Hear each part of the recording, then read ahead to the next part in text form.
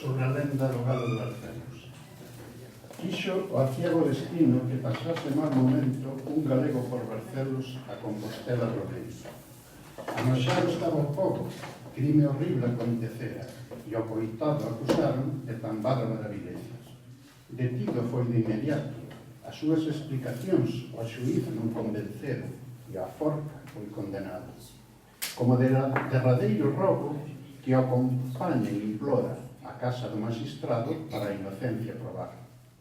De festa está o togado, rico e copioso banquete, cando o reo esposado interrumpe o convite. Ante o xuíz, novamente, inocente se declara, mas este non cede un ápice e ordena levalo á forca. A piques de se marchar, deixa caer a mirada nun fermoso galo asado, servido en fonte de prata. Cando eu sexa executado, este galo a cantar, sinal da miña inocencia, comenta o preso afligido. Enches o refectorio de risas e comentarios, mas ninguén ousa tocalo, non sexa cousa do diano. Cando o galego agarda a ser por fin aforcado, ergues o galo na mesa, 3 veces soa o seu canto. Quen xustiza de impartir, presto deixa o banquete para tratar de impedir a morte dun inocente. Liberado o Romeiro, cara Compostela marcha, degoirando e chegar pronto para o apóstolo honrar. Na catedral postrado, gratitude a Santiago, amosa o agraciado, polo favor outorgado. Pasados xa algúns anos, a Barcelos volve Ledo e ordena que un cruceiro sen demora sexa erguido.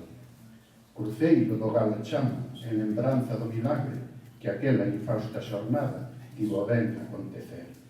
É, dende entón, o galo, símbolo e máis referente desta vila de Barcelos e do pobo portugués.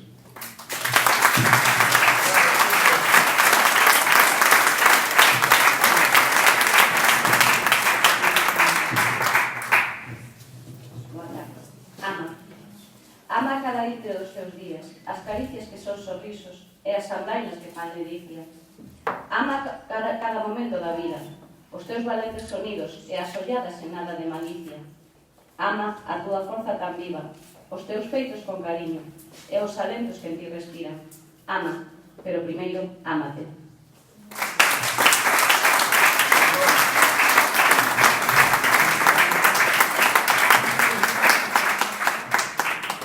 Equipaxe. Baúis vaeiros de futuro, envoltos de incerteza, temores e soños.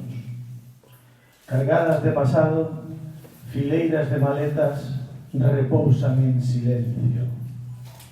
Cheas de presente, desfilan aferradas aos seus amos, cobizando a hora de embarcar.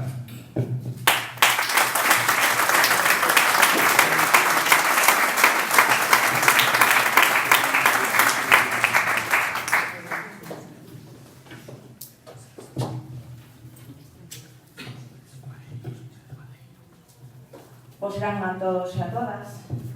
O meu poema chamase A ti, miña irmá. A ti, miña irmá na sombra, que camiña o meu carón polas sendas escuras. A ti, miña irmá da noite,